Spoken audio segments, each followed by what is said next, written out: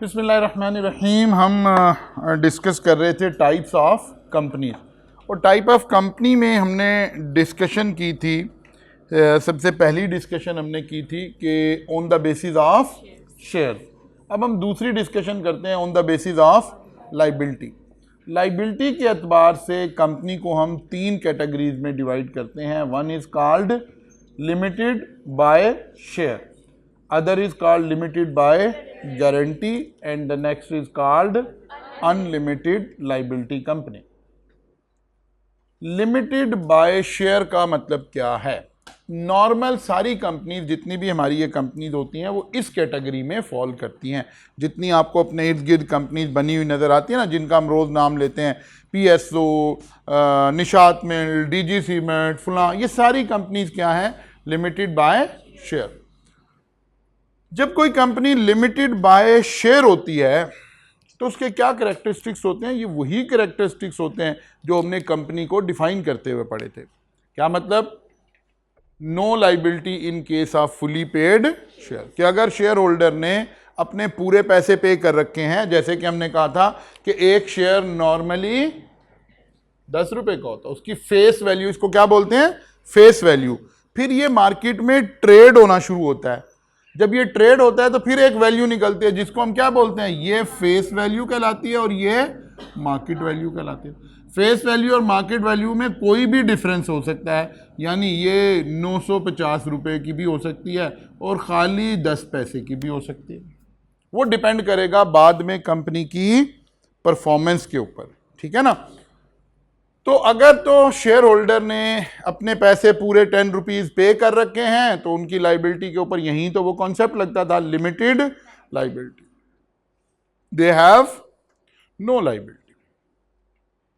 लेकिन अगर ये शेयर पार्टली पेड थे, liability up to unpaid amount if share are not fully paid. अगर 10 रुपए में से 6 रुपए पे हो चुके हैं तो फिर 4 रुपए लिए जा सकते हैं, ठीक है ना। ये उनकी लाइबिलिटी अभी मौजूद है। इस कंपनी को हम क्या कहते हैं? Limited by share. Liability is limited by share. Shares ने लाइबिलिटी को क्या कर दिया है? लिमिट कर दिया। लिमिटेड बाय गारंटी, सेकंड आ गया लिमिटेड बाय गारंटी। इस कंपनी में क्या होता है कि जो मेंबर्स हैं ना, वो एक गारंटी प्रोवाइड करते हैं।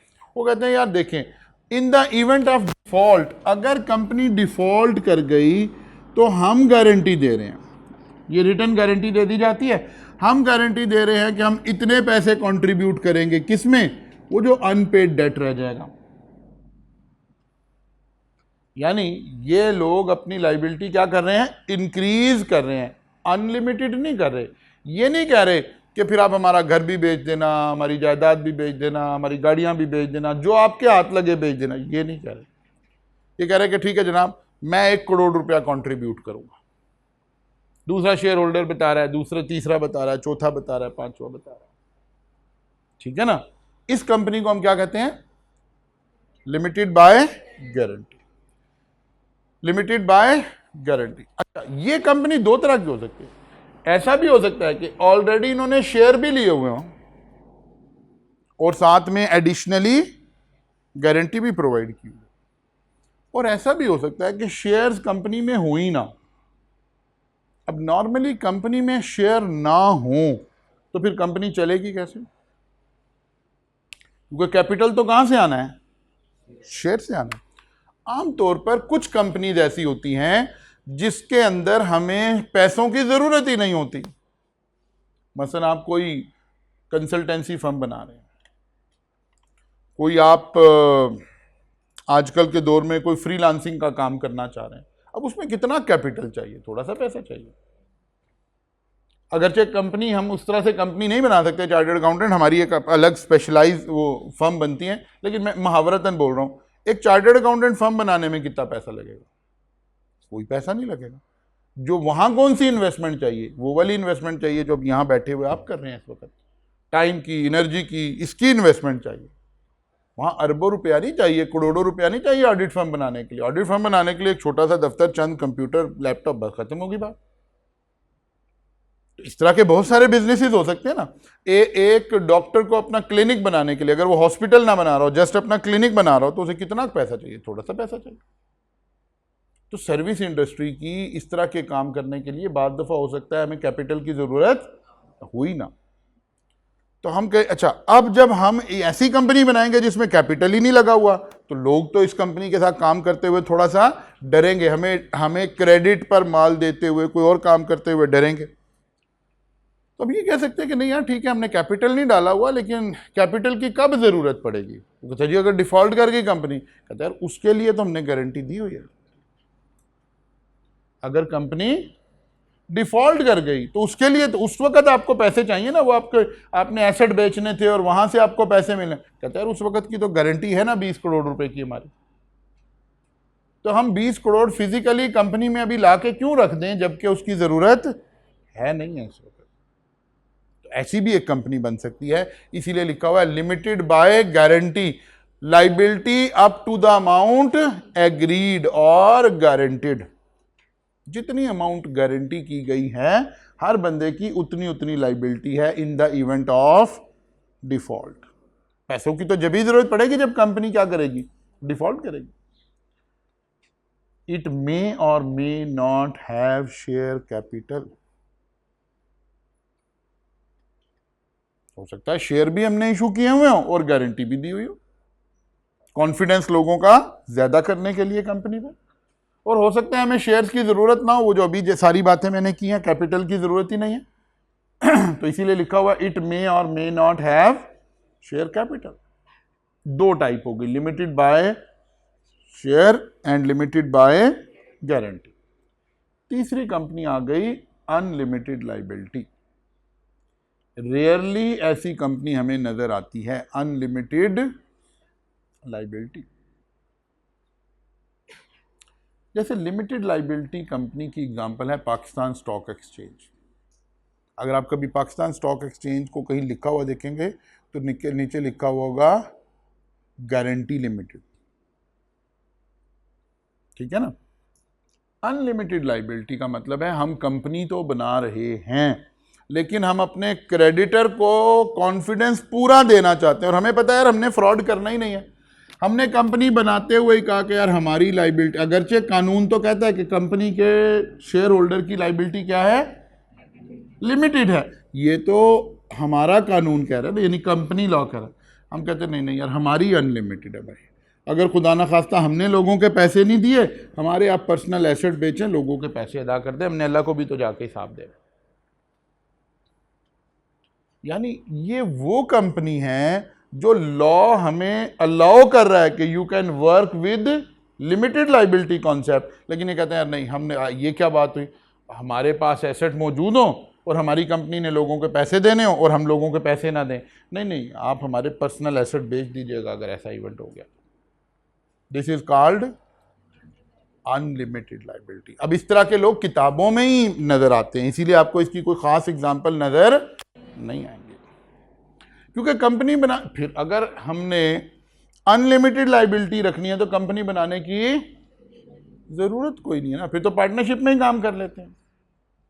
लेकिन हाँ कुछ लोग होंगे कि नहीं यार कंपनी बनाए, कंपनी का स्टेटस होता है, परपेचुअल सक्सेशन होती है, फुला है, शेयर ट्रेड ओके। वो कहते हैं यार ये जो फायदा है ना कि कभी लोगों का नुकसान हो गया तो हम जिम्मेदार नहीं होंगे। वो कहते हैं क्यों नहीं जिम्मेदार होंगे, हमारी वजह से नुकसान हुआ। लॉ कहता है, लॉ जो कोई बात कहता है उसे हम लीगल बोलते हैं। एक लीगल से आगे बात एथिकल भी तो है, एक अपने कोई एथिकल स्टैंडर्ड भी तो है कि यार मेरी वजह से लोगों का नुकसान हुआ है और मैं गाड़ियों में और बंगलों में बैठा हूं और लोग बेचारे सड़कों पे धक्के खा रहे हैं। नहीं नहीं भाई, मेरे एसेट बेचें, अगर मेरी वजह से हुआ तो आप उनकी लाइबिलिटी पे कर दें। तो this is called unlimited liability company. तो तीन कैटेगरीज बना दी, लिमिटेड बाय शेयर। 99% कंपनी पहली कैटेगरी में फॉल करती है, वो जो 1% बची है वो दूसरी कैटेगरी में फॉल करती है, और तीसरे वाले में 0% फॉल करते हैं। लोग इस तरह की कंपनीज बनाते नहीं हैं, लेकिन बन सकती है। रेयरली हम कहीं ढूंढेंगे तो शायद कोई नजर भी आ जाएगी। जी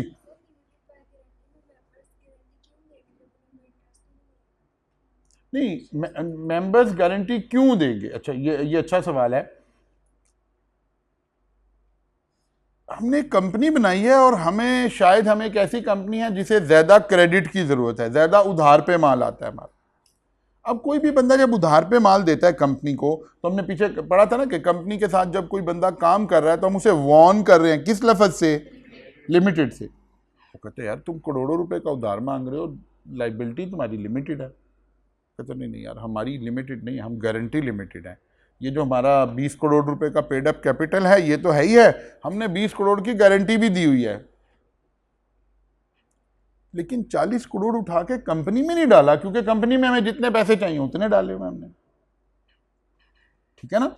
तो असल में जैसे हम किसी डॉक्टर के पास जाते हैं ना, तो फिजिशियन का क्या रोल होता है? वो देखता है इस वक्त इस डॉक्टर को इस पेशेंट को कौन सी मेडिसिन सूट कर रही है, उसके सिम्टम्स के मुताबिक। ऐसे ही जब आप कंपनी बनाने लगेंगे तो जो आपका कंसल्टेंट होगा, जो चार्टर्ड अकाउंटेंट होगा, वो आपको गाइड कर देगा कि यार आपको लिमिटेड बाय शेयर बनानी चाहिए, लिमिटेड बाय गारंटी बनानी चाहिए, या आपसे पूछ के आपका सारा वो लेकर विजन लेकर वो कहेगा अच्छा यार अगर ऐसी बात ही है तो फिर आप अनलिमिटेड लाइबिलिटी कंपनी बनाए, दुनिया को पता तो चले कि यार आप कैसे इंसान हैं। तो ये हमने अपने सरकमस्टांसिस के मुताबिक चूज करनी होगी कि क्या हालात हैं, कैसे ताल्लुकात हैं, क्या मामलात हैं। मसलन हमने लोगों से क्रेडिट लेना ही नहीं है। मसलन जैसे राइज की कंपनी है, अब हम क्रेडिट तो किसी से नहीं लेते, ठीक है ना? किसी से उधार, किसी बैंक का लोन नहीं है, किसी चीज का लोन नहीं है, हम लोन के साथ काम करते नहीं है। हाँ, क्रेडिट किस थोड़ा बहुत दिया हो सकता है, यानी फी रिसीवेबल हो सकती है, कोई पेएबल तो आ ही नहीं रहा है। तो हमें क्या जरूरत है कि जब हमने लोन ही नहीं लेना तो हम गारंटी लिमिटेड क्यों बनाएंगे? उसकी नीड नहीं है। लेकिन एक बंदा उसे बार बार बहुत सारे लोगों से लोन लेना है, लोन देते हुए लोग थोड़े टची हो रहे हैं, उसने अपना कॉन्फिडेंस बहाल करने के लिए उसने अपनी कंपनी कैसी बना दी? गारंटी लिमिटेड बना दी, ताकि जो लोन देने वाले लोग हैं उनको उनका कॉन्फिडेंस थोड़ा और बेहतर हो जाए। तो ये डिपेंड करेगा कि हालात कैसे हैं, वाकयात कैसे हैं, उसके मुताबिक सिलेक्शन कर ली जाएगी।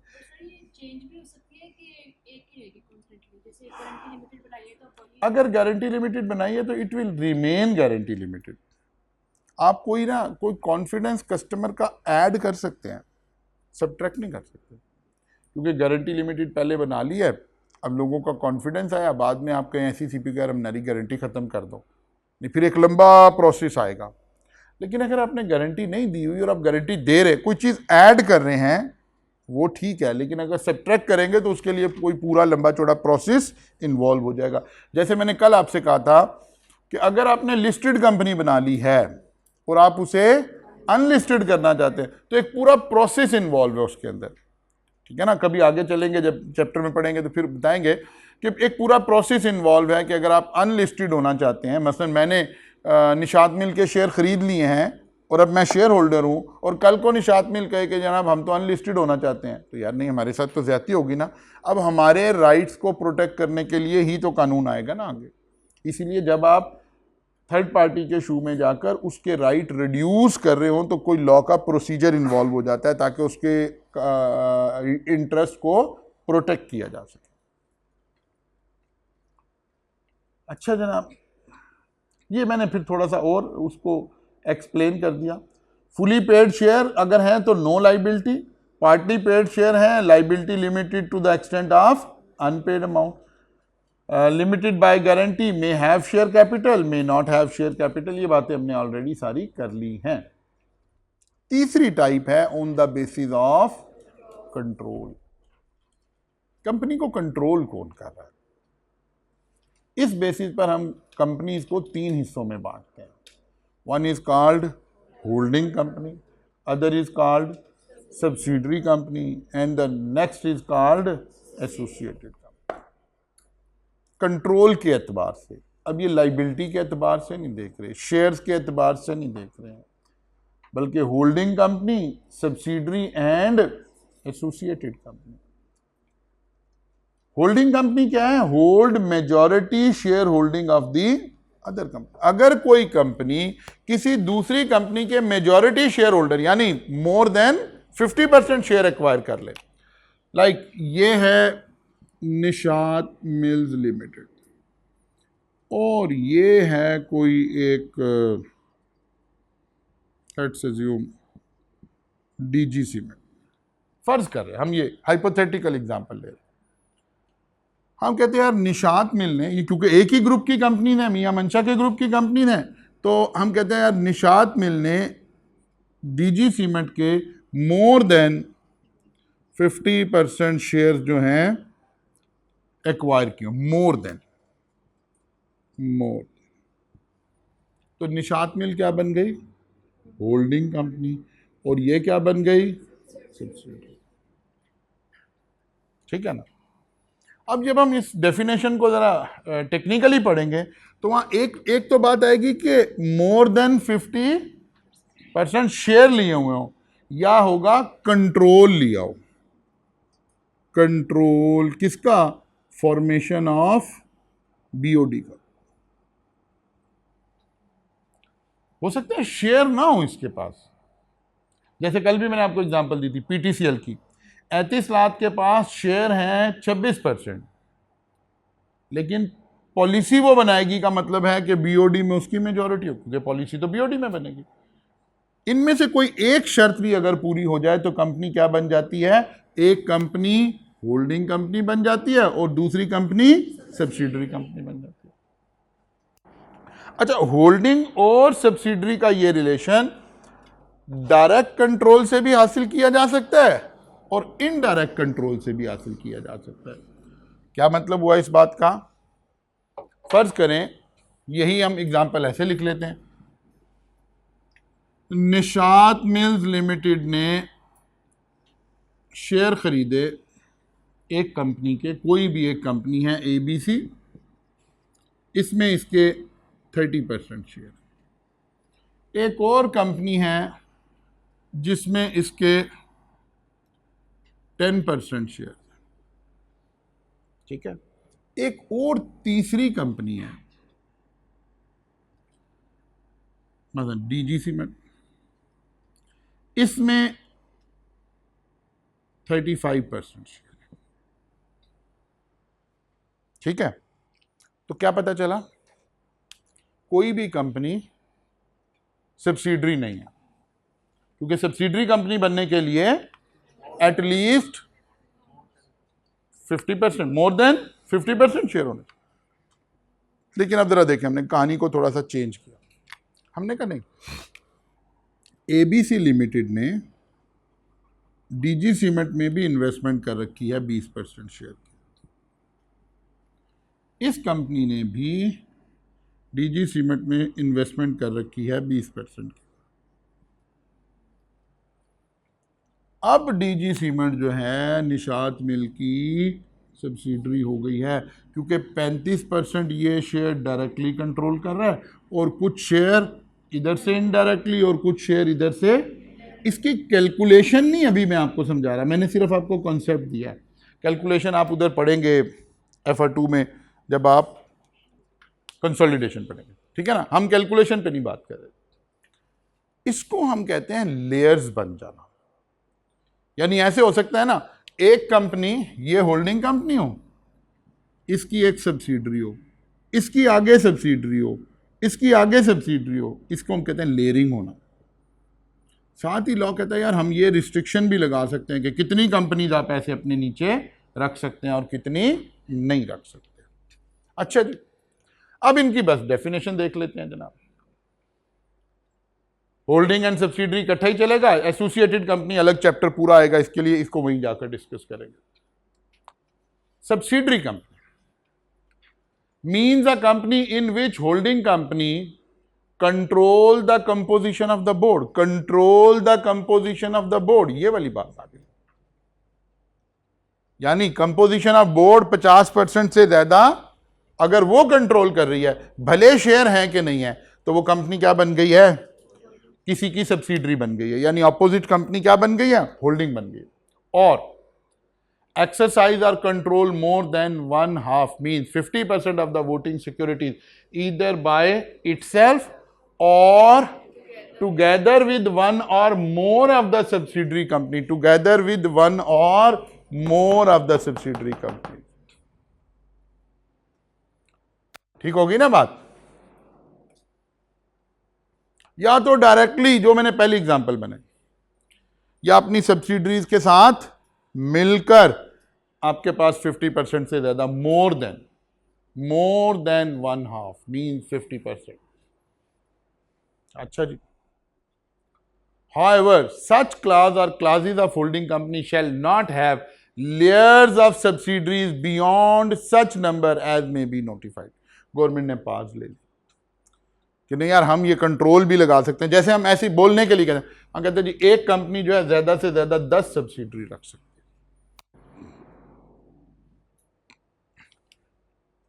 जब गवर्नमेंट का दिल करे, जिस सेक्टर में जैसे दिल करे नोटिफाई कर दे, उसने पावर्स ले लिया।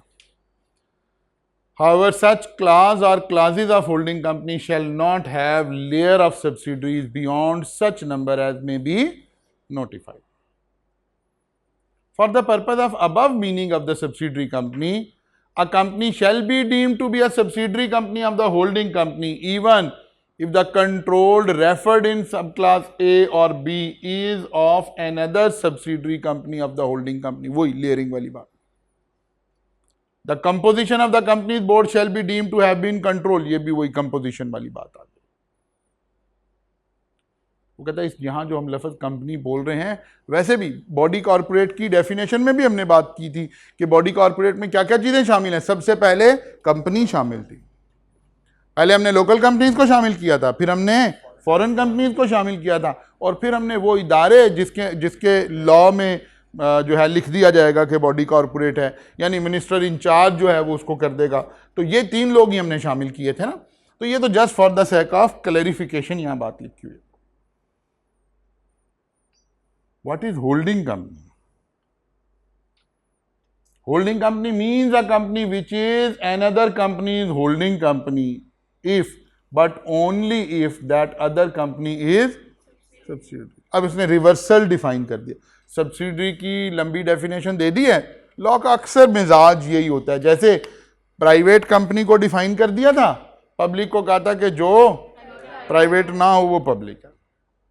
सब्सिडरी को डिफाइन कर दिया, उसने कहा यार जो कंपनी किसी दूसरी कंपनी की जिसकी कोई सब्सिडरी हो वो क्या बन जाएगी? होल्डिंग बन जाएगी।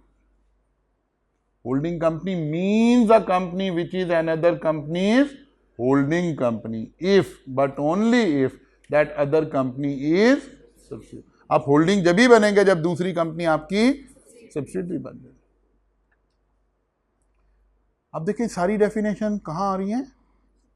सेक्शन 2 में आ रही है। हमने कहा था ना कि सेक्शन 1 क्या करता है?